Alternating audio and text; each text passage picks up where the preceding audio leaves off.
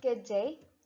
Our today's discussion is just a continuation of our last week's, and it will center around the second and third generation gods, which are the Titans and the 12 Olympians. Our objectives for this day's lesson are: first, to describe the origin of the myths to understand people's origin, desires, fears, instincts, and needs. And second is to examine the great philosophical questions on how the world and mankind came into being. So this is still a part of Hesiod's Theogony, and first we will tackle about the second generation gods, which are the 12 Titans. And here are some details about them. So first, they are the children of the primordial deities, which are Uranus, or Father Heaven or Sky, and Gaia, Mother Earth. The word Titan seemed to mean strainer, because they strained and performed some presumptuous, fearful deed, and the vengeance would come after it. The home of the Titans was called Othrys. Again, before getting into the lesson, I want to remind you to be mindful of the colors that I use for each god, because each color represents what type of god are they. For red, it represents gods that are just personification of different concepts. For green, it represents earth gods. For black, it represents gods or creatures that lives in the underworld. For brown, it represents monsters. For light blue, it represents sky gods. For dark blue, it represents sea gods. And lastly, for violet, it represents mortals and demigods. So here are the names of the 12 Titans. First, we have two earth gods, which are Gaia and Cronus. And then we have two sea gods, Oceanus and Tethys. And then five sky gods, which are Theia, Hyperion, Creus, Coeus, and Phoebe. And lastly, we have three Titans, which are only a personification of different concepts. And they are Themis, Iapetus, and Nemesis. First, let's have the two sea gods, which are also a couple, Oceanus and Tethys. Oceanus is the god of the ocean, and Tethys is the goddess of river. Oceanus and Tethys are the parents of the 3,000 ocean nymphs, which includes Electra, Calypso, and Styx. So Electra is famous because she is the sea cloud goddess. Calypso is a sea nymph that was banished by Zeus in the island of Ogygia for supporting the Titans in their battle. And also in the Odyssey, she plays a vital role in making Odysseus' hardships much even harder by imprisoning him in her island for 7 years. So lastly, we have Styx. So she's the eldest out of all the 3,000 Oceanids, but unlike her sisters, she lives in the underworld. She is probably the most famous river to exist in Greek mythology because several stories involving her has been written. Like for example, there is a story that if you dip yourself in the river Styx, you would have the ability to be invincible just like Achilles.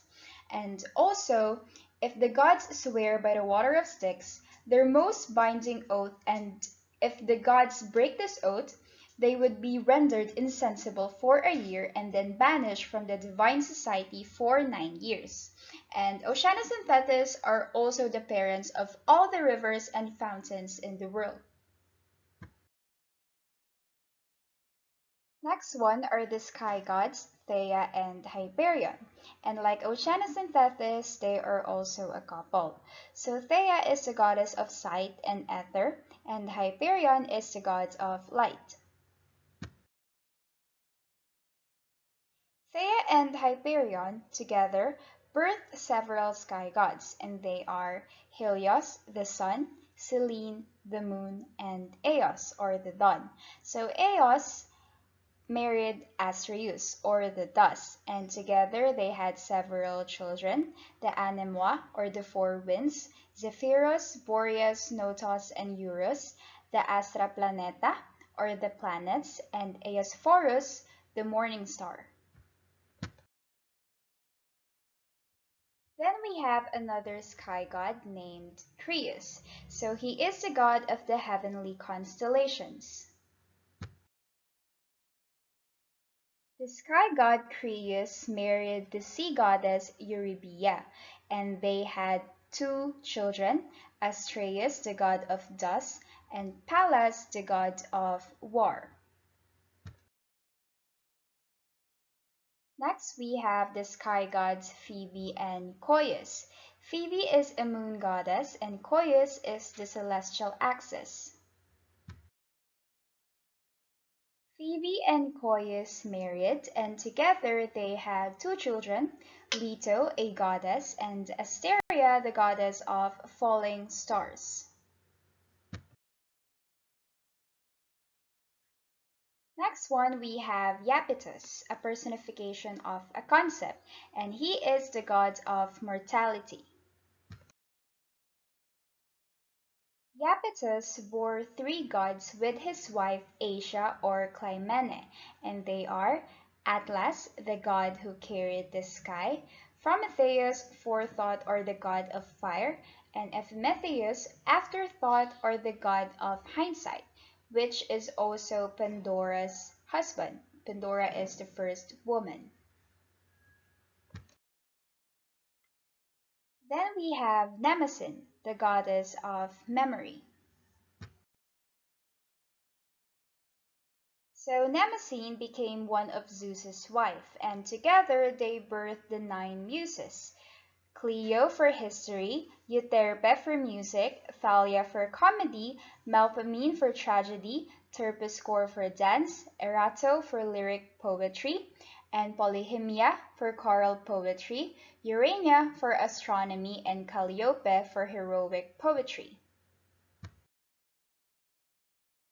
Our next titan is Themis, and she's the goddess of law and order. And since she represents law and order, you would usually see her statue in front of court houses. So Themis also became one of Zeus's wife, and together they bore the Horae, or the hours, goddesses controlling orderly life, which are Eunomia for order, Dike for justice, Eirene for peace, and Tyche for prosperity.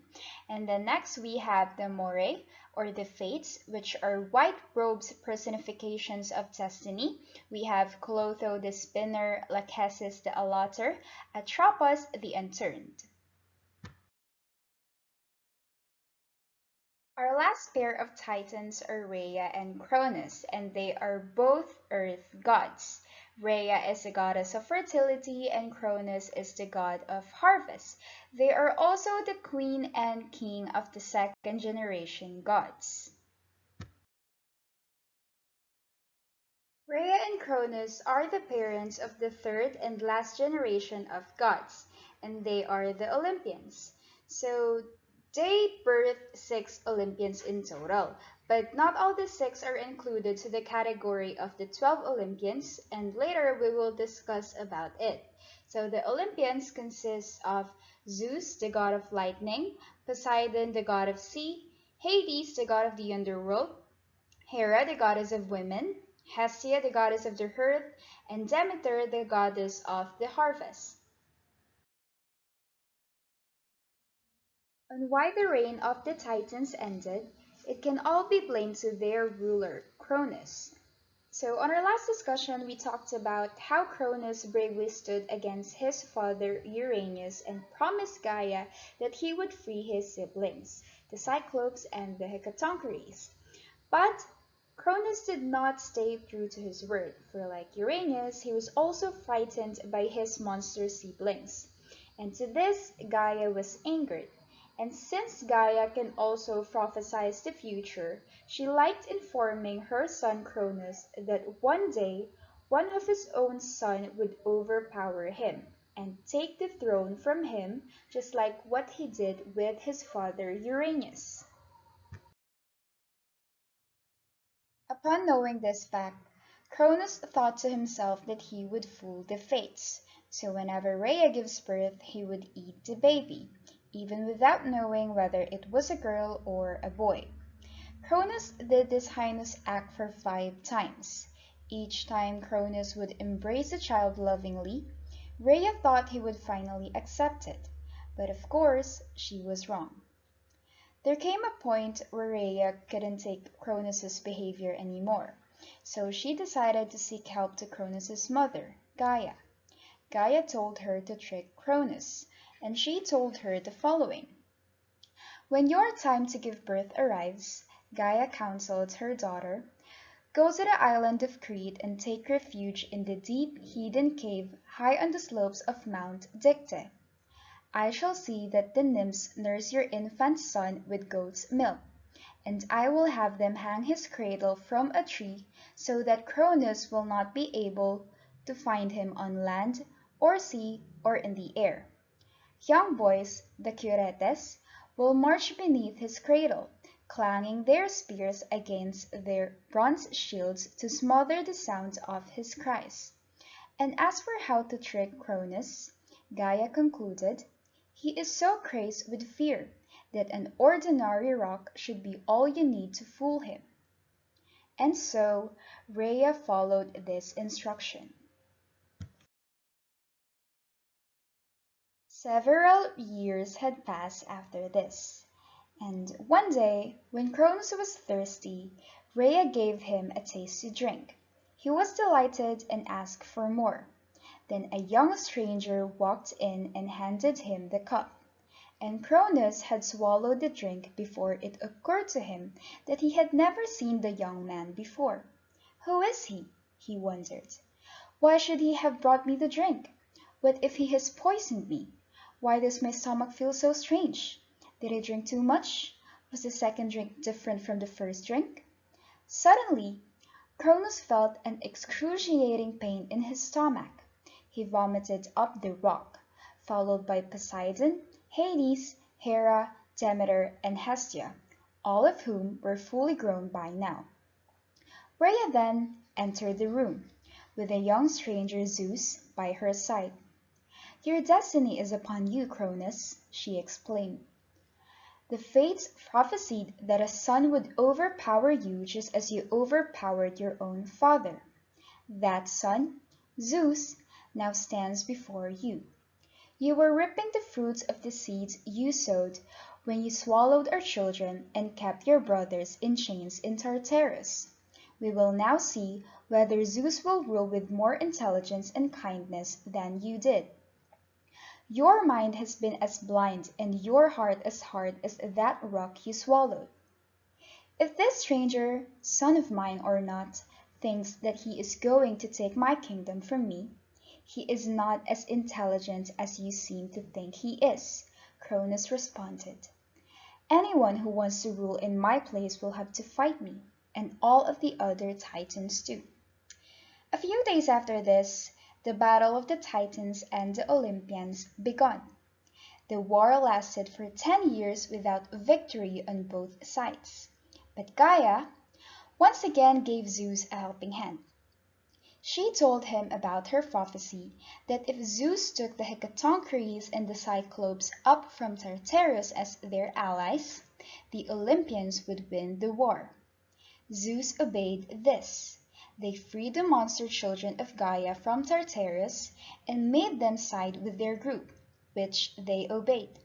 The monsters even gave the Olympians, Zeus, Poseidon, and Hades, powerful gifts which will be useful for the war. They gave Zeus the thunder and the lightning, Poseidon the trident, and Hades the invisibility cloak. The Olympians and the monsters were a great force, so they won the war against the Titans in no time. The Hecatoncheires hurled the Titans beneath the earth into Tartarus and held them in chains in that dark, desolate land for eternity. The two of them volunteered to guard the Titans. The son of that Titan, Iapetus, Atlas, was forced to lift the sky across his shoulders because of his height and strength. So this is how the reign of the Titans ended, and the Olympians replaced them to rule over the world. The Olympians are the last generation of gods who ruled the world, and there are 12 main Olympians in total. But not all of them are Cronus' children. Only 4 of them are. The remaining 8 are only Zeus's children. And later on, we'll discuss why the other 2 children of Cronus and Rhea did not fit into the category of the 12 Olympians. The first god belonging to the 12 Olympians is, of course, Zeus. So as you can see, there is an open and closed parenthesis here that says Jupiter. So that's just his Roman counterpart. His name for the Greeks is Zeus, and for the Romans, his name is Jupiter. So Zeus is the king of the gods. He is the god of thunder, lightning, and the sky. And he is the youngest and the most powerful child of Rhea and Cronus. He is also known to fall in love with one woman after another. His representations include the thunderbolt, lion, oak tree, scepter, and the scales. Now let's discuss about all of Zeus's affair with both goddesses and mortal women. First one is Metis. So Metis is an Oceanid, and together they bore the goddess of wisdom, Pallas Athena. His second wife was the Titan Themis, and they bore several children like the Hore or the Ars, goddesses controlling orderly life, Eunomia for order, Dike for justice, Eirene for peace, and Tyche for prosperity, and the Morae or the Fates, which are the white-robed personifications of destiny. We have Clotho the spinner, Lachesis the allotter, and Atropos the unturned. Zeus's third wife is another Oceanid named Eurynome, and she bore the 3 Charites or Graces called Aglaea for beauty, Euphrosyne for mirth, and Thalia, good cheer. Zeus's fourth wife is his sibling Demeter, and they had an only child named Persephone, who is the goddess of the spring.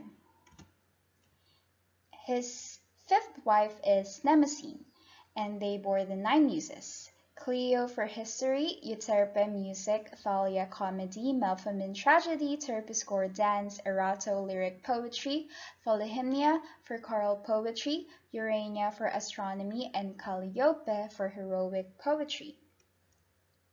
His sixth wife is Leto, and they had twins, which is Artemis and Apollo. Artemis is the goddess of the moon, hunt, childbirth, and fertility, and Apollo is the god of the sun, music, poetry, and oracles.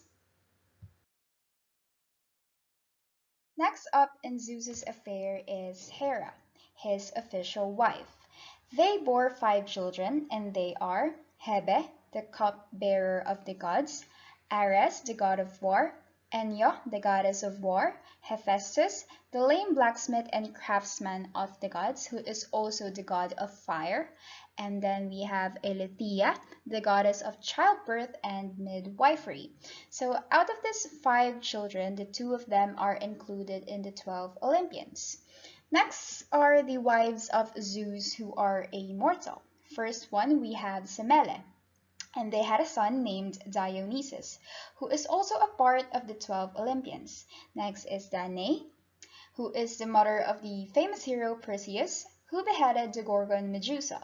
And then we have Leda, and they bore 4 children: Helen, Clytemnestra, and the twins Castor and Pollux. So these set of children will play a vital role in the Trojan War, so please remember their names. Next is Alcmene, or Alcmene, who gave birth to the strongest Greek hero, Hercules or Heracles. And then we have Europa, and they had 3 sons named Minos, Rhadamanthus, and Sarpedon. And when the 3 of them died, they became the 3 judges of the underworld. Aside from this, Zeus also had an affair with Io, and they had a daughter and a son named Caroessa and Epaphus. Our next Olympian is Poseidon, or Neptune for the Romans. So he is next to Zeus in power. He is the god of the sea, earthquakes, and horses, and he is also called as the Earth Shaker. His representations include the horse, lion, dolphin, and the trident. So here are Poseidon's affairs. First is Poseidon and Amphitrite, and together they had a son named Triton, who is the messenger of the sea. And then we have Poseidon with his mortal lovers. First is Eurynome, and they had a son named Bellerophon, who killed the Chimera and rode the Pegasus. So Bellerophon would play a vital role in the story of the quest of the Golden Fleece. And then next is Poseidon and Aetra. They had a son named Theseus, who killed the Minotaur and is also the founder of Athens. Next one, if Poseidon mates with a force of nature, the result would be Cyclops. Next up, we have Hera, or Juno for the Romans. So she is the queen of the gods, and she is also the goddess of marriage and family, and she is known to punish many women Zeus fell in love with. Her representations include the peacock, the pomegranate, crown, cuckoo, lion, and cow. So in many Greek stories, Hera is known to punish the women Zeus fell in love with, and they always end up in an unfortunate state because of it. Like, for example, the mother of the twins Apollo and Artemis, which is Leto. When Hera found out that Zeus had an affair with Leto and is actually having children with her, she cursed Leto not to find a solid ground on earth to give birth to her children. And that is how the island of Delos emerged, which was believed to be a floating island. Leto gave birth to Artemis and Apollo there, and since then Delos became the sacred place of the god Apollo. Another example is Io. Zeus was forced to turn Io into a white heifer so that Hera won't find her. But Hera still found out about it and asked Zeus to give the heifer to her and sent Argus Panoptes to watch her. Zeus thereupon sent Hermes, who lulled Argus to sleep and killed him. Hera then sent a gadfly to torment Io, who therefore wandered all over the earth, crossed the Ionian Sea, swam the strait that was thereafter known as the Bosporus, or meaning Oxford, and at last reached Egypt, where she was restored to her original form by Zeus and gave birth to their children. So the only woman that escaped Hera's wrath is Europa.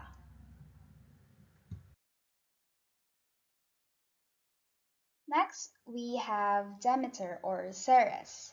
So she is the goddess of harvest and is also called as the great goddess or mother goddess like Gaia and Rhea. Her daughter Persephone is wed to Hades, and her representations include the poppy wheat, torch, cornucopia, and the pig. Now we have Ares, or Mars for the Romans. So he is the god of war, violence, and bloodshed. He is one of the sons of Zeus and Hera, and he is despised by all except for Aphrodite, for he is her lover. So his children are Deimos and Phobos, or panic and fear. His representations include the boar, serpent, dog, vulture, spear, and shield.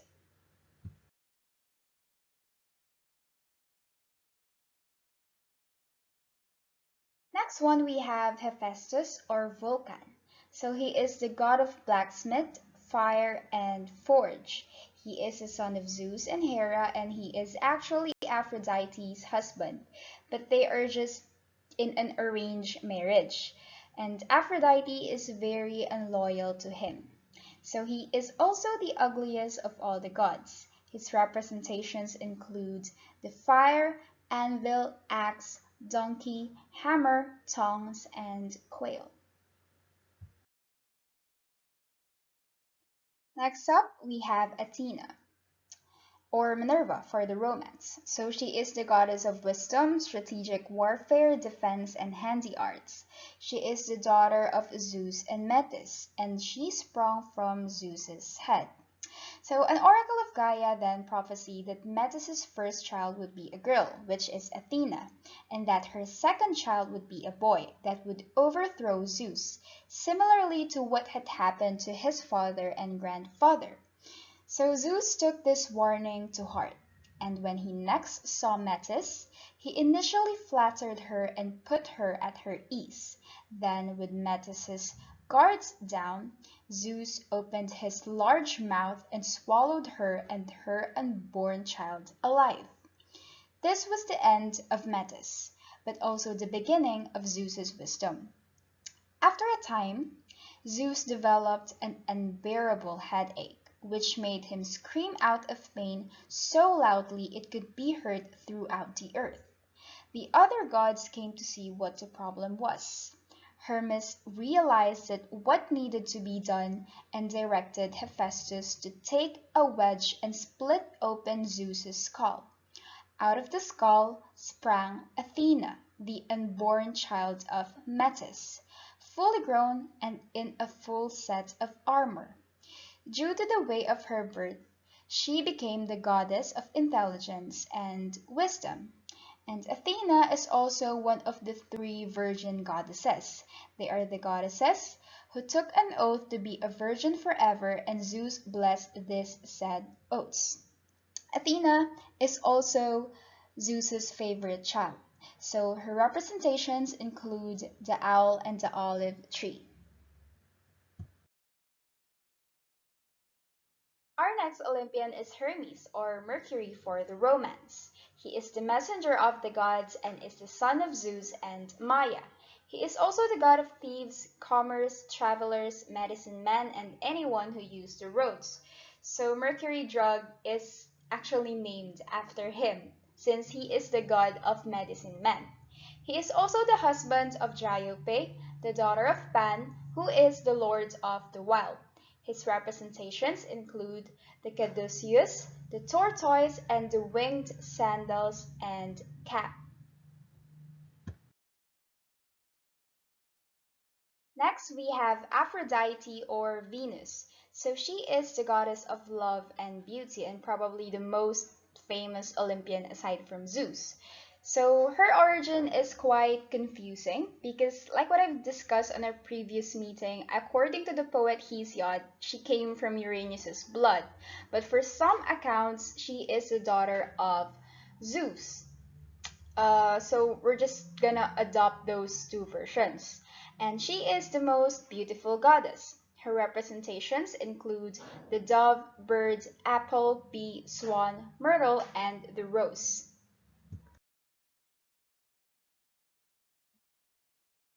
Now let's have Dionysus, or Bacchus for the Romans. So he is the god of wine, merriment, theater, and ritual madness. He is the son of Zeus with the mortal Semele, and he is the only Olympian born of a mortal mother. So basically Dionysus is a demigod, but he was just eventually turned to be a main god, to be an Olympian. So he is a favorite of Olympians and mortals because of his very amiable and fun character, so that's why he's a favorite. So his representations include the thyrsus, the grapevine, ivy wreath, chalice, and goat. Next, we have Apollo, or Phoebus for the Romans. Phoebus meaning bright. So he is the god of the sun, medicine, archery, music, poetry, and prophecy.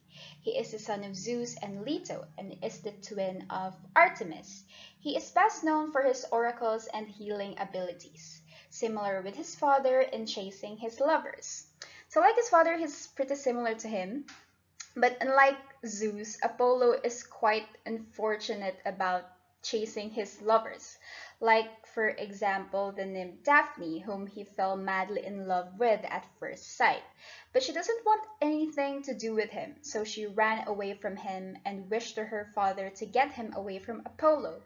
Her father granted her wish, and he turns her into a laurel tree. And another lover of Apollo was Hyacinthus, who was killed because of a disgust.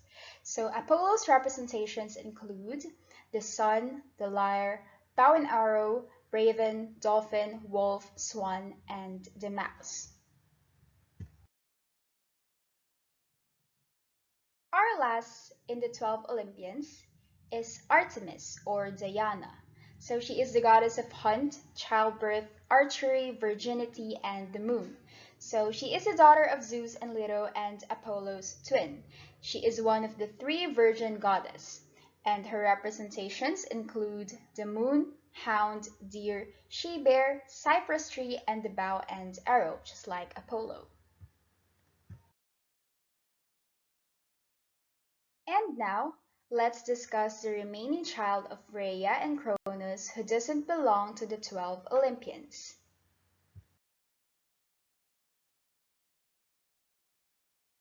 First one we have Hestia or Vesta.